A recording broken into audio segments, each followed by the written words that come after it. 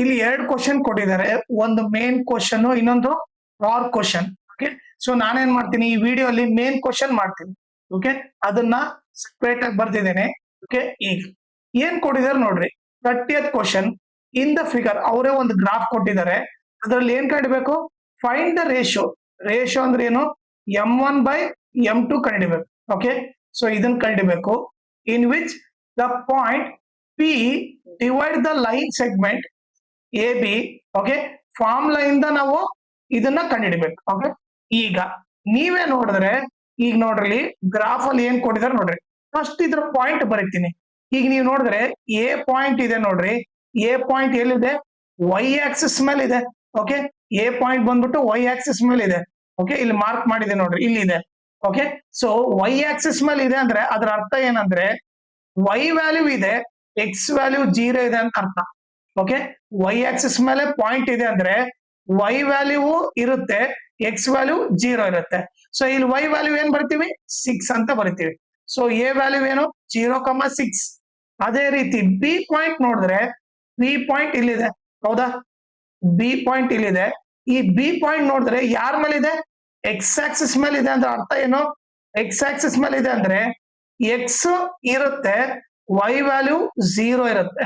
ಅಂದ್ರೆ X Axis ಮೇಲೆ ಇದೆ ಅಂದ್ರೆ ಎಕ್ಸ್ ವ್ಯಾಲ್ಯೂ ಇರುತ್ತೆ, ವೈ ವ್ಯಾಲ್ಯೂ 0 ಇರುತ್ತೆ. ಇಲ್ಲಿ ಎಕ್ಸ್ ವ್ಯಾಲ್ಯೂ ಏನು, 3. ಸೊ ಇದೇನಾಯ್ತು, 3,0 ಆಯ್ತು. ಸೊ ಇವು ನನಗೆ ಎ ವ್ಯಾಲ್ಯೂ ಗೊತ್ತಾಯ್ತು ಎಷ್ಟು, 0,6. ಬಿ ವ್ಯಾಲ್ಯೂ ಏನಂತ ಗೊತ್ತಾಯ್ತು, 3,0 ಅಂತ ಗೊತ್ತಾಯ್ತು. ಈಗ ಪಿ ವ್ಯಾಲ್ಯೂ ನೋಡ್ರಿ, ಇಲ್ಲಿ ಪಿ ವ್ಯಾಲ್ಯೂ ಇಲ್ಲಿದೆ. ಸೊ ಫಸ್ಟ್ ಎಕ್ಸ್ ವ್ಯಾಲ್ಯೂ ಬರಿಬೇಕು. ಎಕ್ಸ್ ಏನಿದೆ, 2 ಇದೆ. ವೈ ವ್ಯಾಲ್ಯೂ ಕೂಡ 2 ಇದೆ. ಸೊ ಏನ್ ಬರ್ತೀವಿ, 2,2. ಸೊ ಪಿ ವ್ಯಾಲ್ಯೂ ಏನು, 2,2. ಓಕೆ, ಸೊ ಅದನ್ನ ನಾನು ಇವಾಗ ಸಪರೇಟ್ ಆಗಿ ಇಲ್ಲಿ ಬರಿತೀನಿ. Okay, so that straight line ಬರೆದ್ರೆ ನಿಮ್ಗೆ ಈಸಿಯಾಗಿ ಅರ್ಥ ಆಗುತ್ತೆ. ಎ ಬಿ ಮಧ್ಯದಲ್ಲಿ ಎಲ್ಲೋ ಪಿ ಇದೆ. ಓಕೆ, ಎ ಪಾಯಿಂಟ್ ಬಂದ್ಬಿಟ್ಟು ಏನು ಇವಾಗ 0,6. ಬಿ ಪಾಯಿಂಟ್ ಬಂದ್ಬಿಟ್ಟು ಏನು 3,0. ಪಿ ಪಾಯಿಂಟ್ ಬಂದ್ಬಿಟ್ಟು 2,2. ಓಕೆ, ನಾವೇನ್ ತಗೋಬೇಕು, ಇದನ್ನ x1 y1 ತಗೋಬೇಕು, ಇದನ್ನ x2 y2 ತಗೋಬೇಕು, ಇದನ್ನ xy ಅಂತ ತಗೋಬೇಕು. ಓಕೆ, ಈಗ ನಾವೇನ್ ಕಂಡಿಬೇಕು, m1/m2 ಕಂಡಿಡ್ಬೇಕು.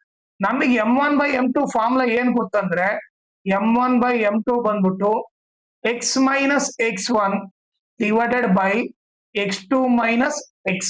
ಇದು ಬಂದ್ಬಿಟ್ಟು ಅದ್ರ ಫಾರ್ಮುಲಾ. ಓಕೆ, ಈಗ m1/m2. ಓಕೆ, ವ್ಯಾಲ್ಯೂ ಸಬ್ಸ್ಟಿಟ್ಯೂಟ್ ಮಾಡೋಣ. ಎಕ್ಸ್ ವ್ಯಾಲ್ಯೂ ಏನಿದೆ 2 ಮೈನಸ್ x1 ವ್ಯಾಲ್ಯೂ ಏನಿದೆ 0 ಡಿವೈಡೆಡ್ ಬೈ x2 ವ್ಯಾಲ್ಯೂ ಏನು 3 ಇದೆ ಮೈನಸ್ ಎಕ್ಸ್ ವ್ಯಾಲ್ಯೂ ಏನಿದೆ, ಎಕ್ಸ್ ವ್ಯಾಲ್ಯೂ ಬಂದು 2 ಇದೆ. ಸೊ ಇವಾಗ ಏನಾಯ್ತು, ಇಲ್ಲಿ ಬರ್ಕೊಂತೀನಿ, m1/m2. ಓಕೆ, 2 ಅಲ್ಲಿ 0 ಹೋದ್ರೆ 2, 3 ಅಲ್ಲಿ 2 ಹೋದ್ರೆ 1.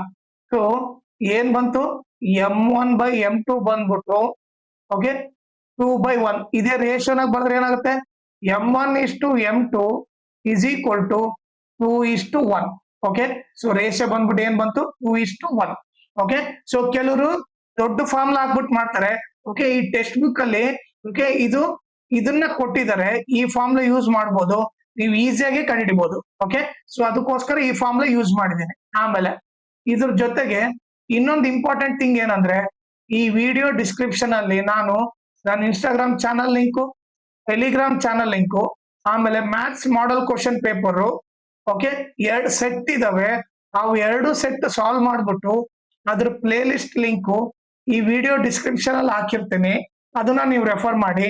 ಆಮೇಲೆ ಇನ್ಸ್ಟಾಗ್ರಾಮ್ ಮತ್ತೆ ಟೆಲಿಗ್ರಾಮ್ ಚಾನಲ್ ಫಾಲೋ ಮಾಡೋದ್ರಿಂದ ಅಡ್ವಾಂಟೇಜ್ ಏನಂದ್ರೆ, ನಿಮ್ಗೆ ಏನಾದ್ರೂ ಡೌಟ್ ಬಂದ್ರೆ ಓಕೆ ನೀವು ಪರ್ಸನಲ್ ಆಗಿ ಮೆಸೇಜ್ ಮಾಡ್ಬಿಟ್ಟು ನಿಮ್ ಡೌಟ್ ನ ಕ್ಲಾರಿಫೈ ಮಾಡ್ಕೋಬಹುದು. ಆಮೇಲೆ ಏನಾದ್ರೂ ಅಪ್ಡೇಟ್ ಇದ್ರೆ ಲೈಕ್ ಕ್ವಶನ್ ಪೇಪರ್ ಸಾಲ್ವ್ ಮಾಡಿರೋದು ಇಲ್ಲ ನೋಟ್ಸ್ ಕೊಟ್ರೆ ಅಪ್ಡೇಟ್ ಇದ್ರೆ ಇಮಿಡಿಯೇಟ್ ಆಗಿ ಗೊತ್ತಾಗುತ್ತೆ. ಸೊ ಅದಕ್ಕೋಸ್ಕರ ಇನ್ಸ್ಟಾಗ್ರಾಮ್ ಮತ್ತೆ ಟೆಲಿಗ್ರಾಮ್ ಚಾನಲ್ ನ ಫಾಲೋ ಮಾಡಿ.